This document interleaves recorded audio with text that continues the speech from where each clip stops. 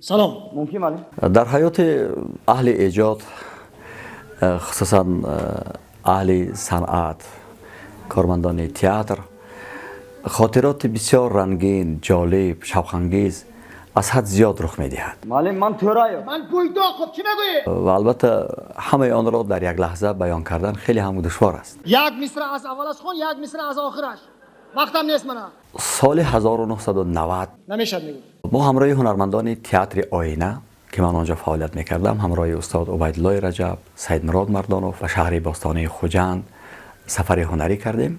از طرف راه جیزخ به پنجکент میرویم. پیشنهاد شد که از بازار پنجشنبه برای فرزندا خب برای خانه اهل خانواده یکون چیز خریداری کنیم. وقتی که برگشتیم به ماشین جامدانی استاد عبیدالله رجب به یغما رفته بود. بارک الله. انا اکنون اوکا؟ ما برابر آمدیم همه مثل که یک داخل ماشین یک ماتبخانه باشد. بیچاره عبیدالله رجب از لباسهای خانه پوشی، از پایپاق خانه پوشی، از اون چاینکی چای جوشانی، از همه اون پیاله و حتی از بگم که لباس ورزشی خوبی داشت از وای، از کلاپوش یک تلپکی بسیار خوبش از این چیزها محروم گشته بود. برای ما البته برای یک هنرمند یک جامدانی پربار از دست دادن این یک برابر فاجعه بود. قریب باز ماشین از راه برآمده یک فاجعه از این بدتری هم رخ دادنش ممکن بود. به شهر پنجکент رسیدیم. تلفن کرد به رئیس سودای شهر. سنگک زاده این تو می؟ حتی رئیس سودای شهر آمد. عبیدالله رجبوف همراه رئیس سودای شهر به بعضی سودای شهر رفتند.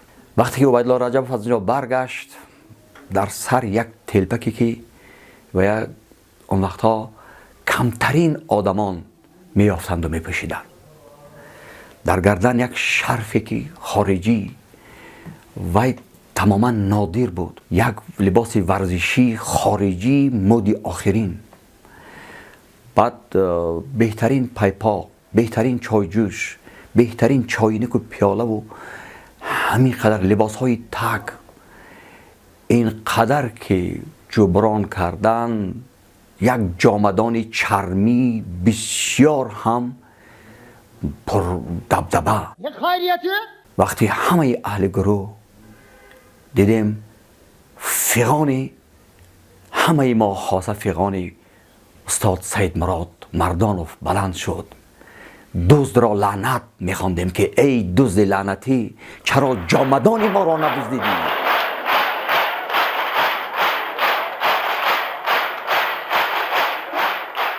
وقتی عبیدالله رجب از در خانه‌اش وارد شد حتی زن و فرزندانش نمیشناسند. نشناختی؟ نمیشناسی؟ او من شوت میگه عبیدالله رجب با همون شوخی هم وقتی خود او من شوت بشم. تو چی خواندی حاضر؟ تو خواندی کی؟ میروم امشب تو را بیدار خواهم کرد و رفت. تو خودت کی؟ نه تو خودت کی؟ برای چی نصف شبی آمده آدمای خواب از خوابشان بیدار میکنه؟ آدمای خواب بیدی بدار. یا توبه او خودش گفت کو؟ میروم امشب تو را بیدار خواهم کرد و رفت. گفتگی کی بود؟ سرود بردی به داخل. نه ما تو کی؟ چه کی؟ کتا تو تکای نصف شبی آمده آدمای از خوابش بیدار میکنی و با این نه تو چی؟ تو چی دامکام می تو؟ چه دامکام؟ او باش می تو؟ چه باش می تو؟ مال آدما خواب روند. کدام آدما؟ دم گیرن. بردی به داخل من نمیفهمم کدام آدما؟ میرم امشام درا بیدار خواهم. خیر روی رفتن گیر چهار طرف قبله. قبله بردی به داخل شان میرفت است و باید همه بیدار شوند بود است. کدام همه بردی به داخل من با امید آمدم که شما سرودی من این متن سرود است آخه بردی به داخل نگو. تو سرود خوان آدمای بیدار نکن. میروم خودت گفتی کو؟ میرم امشب تو رو از خواب بیدار. گوش کنید، برید بداخل.